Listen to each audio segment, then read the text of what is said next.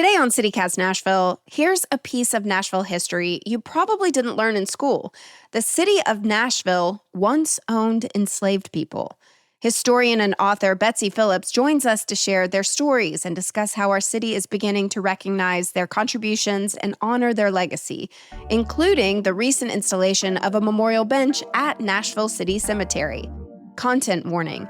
This episode includes historical discussions of slavery and the lived experiences of enslaved people that some listeners may find difficult. So please listen with care.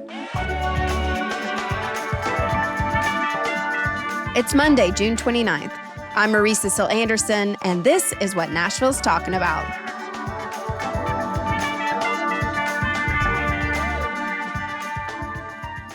The city of Nashville used to own enslaved people, meaning the taxpayers of Nashville owned human beings. Yes. And to me, even just the more mind-boggling part is that the city bought its first batch of enslaved people in order to build the city waterworks. So this would have been like 1831. The city had already tried laying pipes, and they laid down wooden pipes, which you can imagine had some issues. So they had decided that they were going to replace them with cast iron pipes. But the whole, just the magnitude of laying cast iron piping throughout the city, they would need a reservoir, they would need a pump house, all this stuff. It was just too big a task. So you can read through in the papers as they're debating, are we going to hire a bunch of enslaved people? Because, right, it was very popular. If you didn't own an enslaved person yourself, you could rent one. They debated and debated, but then they decided that it would be less expensive to just buy people. So they had initially this plan to get 50 people. They sent a man out to Virginia to buy some people. So nuts. It's just hard to wrap your head around. I'm sorry. It just takes a minute to just be like, goes and buy some people, and brings back 22. 2 women, Lucy and Betsy. Okay, I was going to ask, is it only men? Well, and here's the other thing. It wasn't only men because some of them were children. Laban, Lucy's infant, was one of these enslaved people that was purchased. So the city owned a baby. Or there was Alan, who was 14. And when the city, cataloged everybody, they wrote down physical descriptions of them. So, if they ran away or something, they could find them. And they wrote down that Alan's back was already filled with scars from being whipped. So I think what we know, not just about Alan, but about the physical descriptions of a lot of these people, was that the people in Virginia took this as a chance to get rid of people who were not going quietly into enslavement. But also then that meant that these people were stripped from their friends, their families. In Alan's case, right, his parents. He's 14. If you think about 14-year-olds, some of them are still very little kid-like. It's just really devastating to think about. So all of these folks who are strangers to each other, who have been stolen from their lives, basically, and then brought here. They're brought here to do this giant public works project. And many inches still, or feet, of that pipe appears to still be in place. Now, obviously, the pipe that ran along 2nd Avenue did not survive the bombing, but up on top of Rolling Mill Hill, where the pump house and the reservoir were, it's thought that there's still some pipe under the street there. So Nashvillians today are still benefiting from the forced labor of these enslaved. Directly benefiting, yeah. Yeah, it's not just, you could, make the argument more broadly, obviously we wouldn't have a city, blah, blah, blah. But this is, if you go to Pinewood and they bring you out water in a carafe, that water has probably come through the pipes. Mm-hmm. And obviously those pipes are connected to the whole water system. So we're all drinking out of that. As I said, in my piece that ran in the scene, which was a part of the speech that I gave at this thing that I'm sure we'll talk about in a minute. No one in Nashville can say like, well, I never benefited from slavery. I didn't have anything to do with slavery, because we benefit every day. Like, this is still an ongoing, incurring debt that the city has to these people. So the City Cemetery Association has been raising money for a bench that would acknowledge all of the enslaved people who are buried in the city cemetery, which is estimated to be about 3,000 people.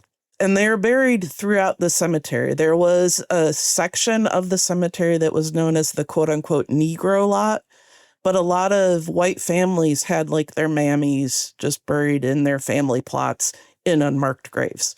The brilliant thing about this bench that they put up is that when you're standing in front of the bench, reading the words that are carved on the bench, and then you look out into what appears to be a mostly empty section, you realize, like, no, I am actually looking at a section of the cemetery that is filled with graves, and many of them are the graves of these enslaved people.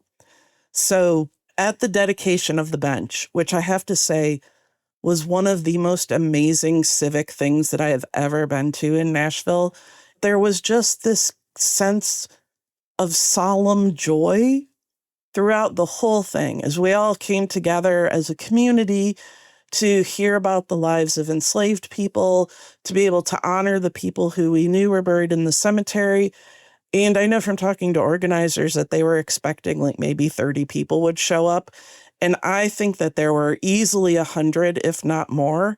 And Betsy Thorpe, who is the president of the Metro Nashville Cemetery Association, she led also this program to have people paint little rocks with the name and age and death date of an enslaved person that is buried in the cemetery, to try to just make it real for people, you know, that these are real individual people with real lives and names and everything. And it was so deeply moving. Will you tell us about the speech you gave? So I spoke about the people that the city owned, who were known as the slaves of the corporation. And there are 11 of them that we know are buried in the city cemetery, but there's likely more and we just don't have record of them being there. So Lucy, who, you know, came in this group, she is in the cemetery. I would say 5 or 6 of the men who died in the same malaria epidemic that killed off James K. Polk. Wow. So like, but that must have been like a terrible couple of weeks at the cemetery, because like everyone in the city was dying and just had to be like buried as quickly as possible. So I got up, you know, and I talked about learning about this giant public works project that they had worked on and how I felt like the city owed them. But I also tried to stress that, like, even though, and I think rightly so, because I think as a society, we don't really acknowledge how terrible slavery was. You know, everybody's got the story about how, like, well, their grandpa owned slaves and he wasn't that bad. He was one of the good ones, you know? And so, like, there's always let's just skip the unpleasant part and talk about the part where I don't have to feel guilty. But, it was really bad, right? It was one of the worst things that people have done to each other. And the slavery, the way that the United States practiced it, was like just obviously more horrific than, even though slavery has long been practiced, most enslavement throughout human history is not inheritable. And certainly not where you're like, oh, you had a baby, I'm going to sell your baby away from you. So we were doing something uniquely horrific. But the thing that I also wanted to stress, because I think it's important, and to me, one of the really special things that we can see clearly in Nashville that certainly probably happened in other places but is harder to get at, is that even in these horrific circumstances, people found ways to live and maintain their joy. And not in a like, oh, I'm happy, everything's fine way, but like in a, okay, well, we're 22 strangers, but we're going to look out for each other and we're going to do our best by each other. When someone dies, we'll dig the grave in the city cemetery and put them in it. One of the things I've been really moved by is how many, if I've been able to find the people who were enslaved by the city after the Civil War, they all have children living with them, but those children aren't their children, right? It's just that like in the wake of this terrible humanitarian crisis, they went through some of the worst stuff that Nashville could think of. Their instinct was, well, someone needs to take care of these kids. So I'm going to bring a couple into my house.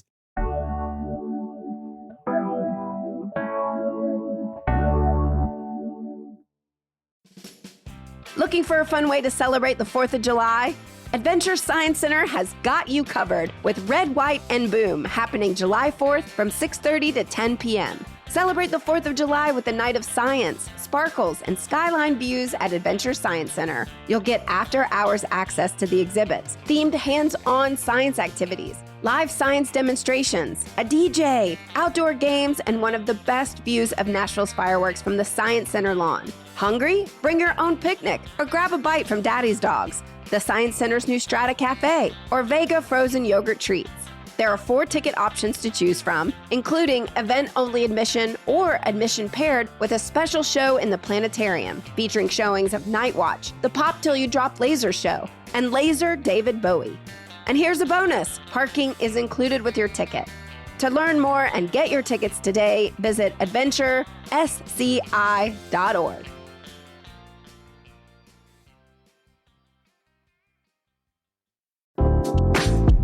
Hi, I'm David Plotz. I'm the CEO of CityCast, a podcast network that includes this show you're listening to, and also 12 other CityCasts in 12 other cities. And each one knows their city as well as your local team knows yours.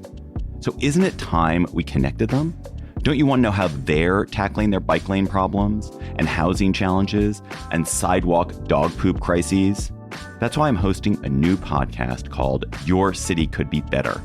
Because it could be. Every week, I'll chat with a different host in our CityCast network about what their cities are doing right and wrong, the weird things they're trying, and the surprising successes, so that we can all learn how to make our cities a little bit better. Listen to Your City Could Be Better on YouTube or wherever you get your podcasts. In your research, you found something else that was unique about Nashville's enslaved population. Would you tell us about that? One of the things that I wanted to talk to you about, because again, like people will point to Nashville because we had a not large, but noticeable population of Black people who were slave owners. And people use that as a kind of like, well, look, Black people did it too, so it can't be that bad. But one of the things that I've found in my research is Black people who owned slaves, by and large, owned their family members. Sarah Estelle, for instance, owned a man who was exactly her age. But I am fairly certain that was her partner, right? Like a spouse of some sort. And one of the most interesting things that I've seen is that you'll find a Black person who owns slaves in the 1850 census. And like, say, for instance, it's like a man who owns a woman and 3 children. And then in the 1860 census, that man has a wife and 3 children who are all 10 years older than the people who were enslaved by him a decade earlier. And what I realized as I've seen this over and over again is that this is so brilliant because according to Tennessee state law, if you were freed by your master, you had to leave the state. Which it can be devastating, right? You're freed and you have to leave your family. A lot of people ended up going to Cincinnati and then sneaking back, but still, like, it's a traumatic and expensive thing. So what these folks were doing is never being officially legally freed, but because they were owned by their spouse, the spouse just never acted as a slave owner. And so by the time the 1860 census rolls around, folks have figured out that, like, wait, we can establish personhood. I'm going to put this person who could not be in the 1850 census because they were property. I am going to put them in the 1860 census as my spouse and my kids. And now, even though, like, technically, I guess if somebody wanted to get all like CSI Nashville history about it, it would be like, wait a second, this person isn't really free. But they could establish them as people. And once they're recognized as people by the federal government, it makes their claim of being a person instead of a piece of property kind of easier in town. And one of the people I wanted to tell you about, because I find him to be the most interesting example of this, is Jack Macon, who is known as Dr. Jack. He was a root worker, or also known as an Indian doctor. Dr. Jack was born in 1780. At some point, William Macon, his owner, is born a few years later. And Jack is given to William, which was actually, weirdly enough, a common thing. White people would give their children companions. And the companion, even though they're only a few years older, would be responsible for the well-being of the child, which I'm sure DCS would have a field day with. Like, you left a 4-year-old in charge of your 2-year-old? Right. What are we doing here? But so the important thing to know is that William Macon is like the Macon family, like, so Macon, Georgia, Randolph-Macon College. He's of those Macons. And if you're a history buff, you would know that one of the huge fights, that even though the Macons are considered to be like founding fathers, the fight that they were having with even other slave owners that made them like less stoked about the project of the United States than other founding fathers is that they believed that a man had the right to do whatever he wanted on his own property. So if William Macon, for instance, when Jack gets to be like about 50, decides he's going to let Jack practice medicine all over Murray County, he's going to do it. Tough for laws against enslaved people practicing medicine. Jack takes up as the local doctor. And so they get busted. William Macon, obviously because Jack, not a person, can't be charged with like practicing medicine. So they go after William. They're like, William, you're in big trouble. So this happened to them twice. And you can go to the Tennessee State Library and Archives and read these letters that Jack's patients wrote to the state legislature, all saying, like, you have to let Jack continue to practice medicine. And one of the things that becomes really obvious when you're reading through, like, what Jack can do that other doctors can't do has to do with childbirth, which is also amazing. Because talk about a taboo, right? Normally, you are not letting a black man deliver a white woman's baby. But Jack's maternal mortality rate was so low compared to other doctors. People are like, well, okay, but... And what I think was going on, this is my hypothesis, right? Because Jack is still like working out on the Macon farm when he's not like doctoring.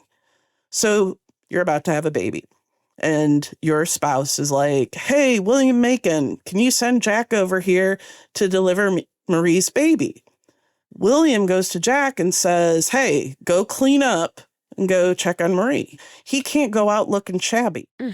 But this also means that unlike any white doctor who might come see you, Jack has washed his hands and put on clean clothes.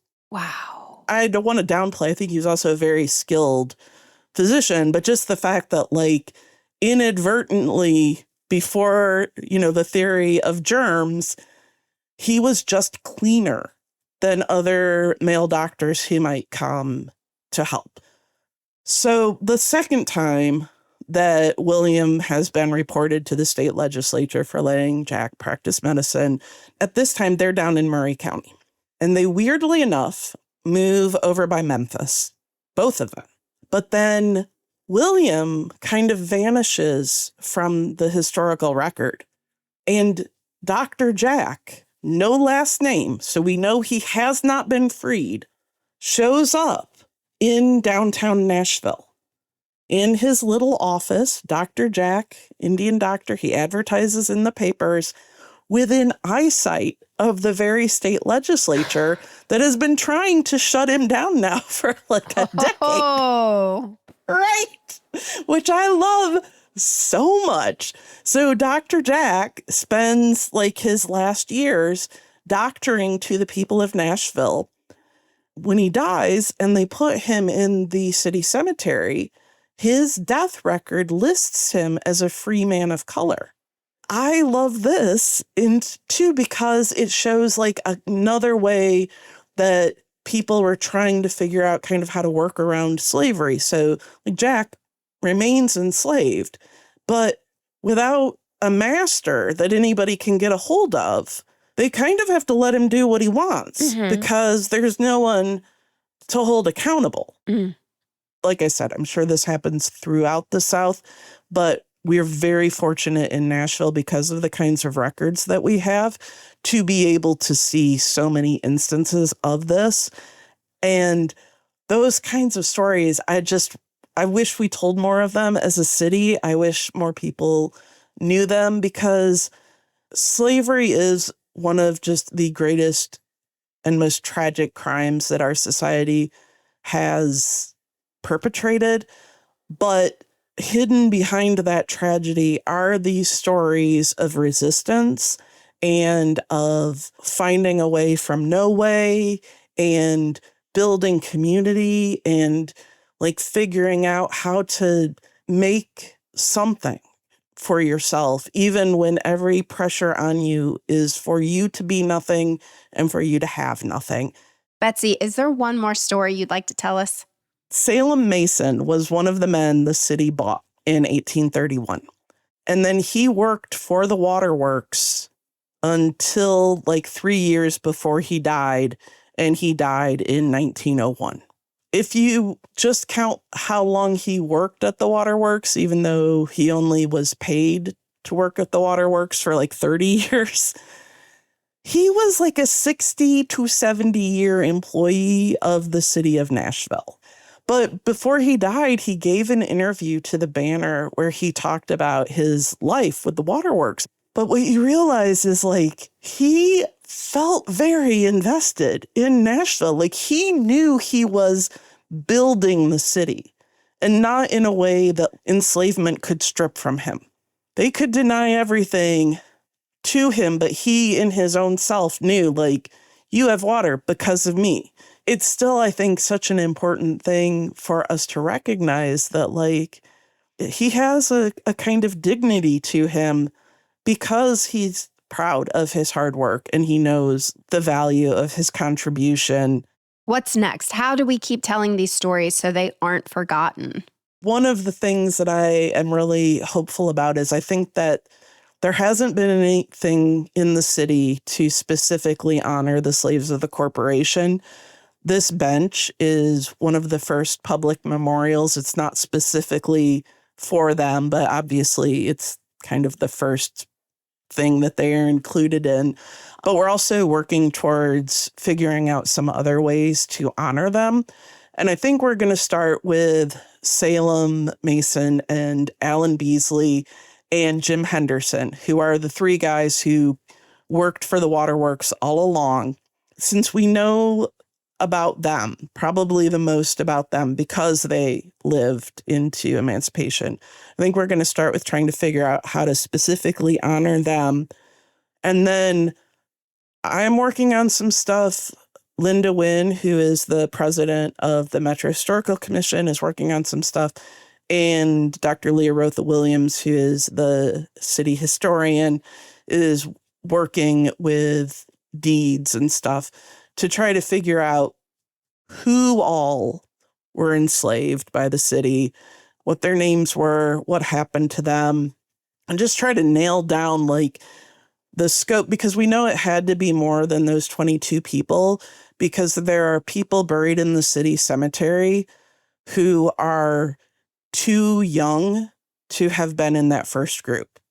But I'm weirdly optimistic that this isn't impossible, because even though Nashville's like centralized version of record keeping is and has been since its start, throw everything in a pile and maybe we'll luck out and it'll catch fire. Then we won't have to deal with it. But some departments actually have good records. And like we've been in touch with the water department. They have been incredibly curious for a long time about these people and wanting to know more and trying to figure out how to know more. So my feeling just from talking to people around the city of Nashville is that this isn't a case where like nobody cared. This is a case where a bunch of people over a long time have cared, but we don't have a centralized place. You know, like, so if somebody at water is like, oh, hey, I found this piece of paper that has to do with the slaves of the corporation, the thing that person does right now is just remember that they found that piece of paper and hope someday somebody asks them. So one of the things that I'd like to do is figure out, okay, so say you're a city employee, you find out an important historical fact. What do you do with it? I also want to say to any listeners that if you have any family lore about one of your ancestors being, you know, enslaved by the city, specifically by the city of Nashville, contact Metro Historical. An ultimate goal is to have some kind of memorial or some kind of something for slaves of the corporation, but we would like to do something that their families find meaningful. In some cases, you know, if you're a 14-year-old kid who then dies 2 years later, you don't have a family. So we have to step up as a city and be your family. Mm-hmm. But if there are like actual relatives who are still around, one of the things that I'm always stunned by is that when my dad, who's 80, and his brother, who's like in his 70s, get together, they remember stories that we've never heard before. So, you know, if you're with a loved one at a picnic this summer or something, set them next to another old person and try to get some of these. And everybody has a voice memo on their phone. Just capture that oral history and send it to the Historical Society. Oh, well, Betsy, this has really just been amazing. And again, listeners, go visit this bench in the city cemetery. I just want to read what's actually written on the bench. In honor of the thousands of men, women, and children who endured the bonds of enslavement and now rest in unmarked graves throughout the cemetery grounds, may they always be remembered.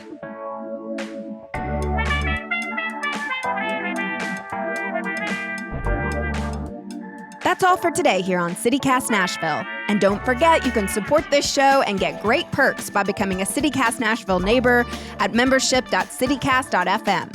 If you enjoyed the show, why not tell your friends, rate the show, leave us a review, and subscribe to our CityCast Nashville newsletter. We'll be back tomorrow morning with more news from around the city. Toodles!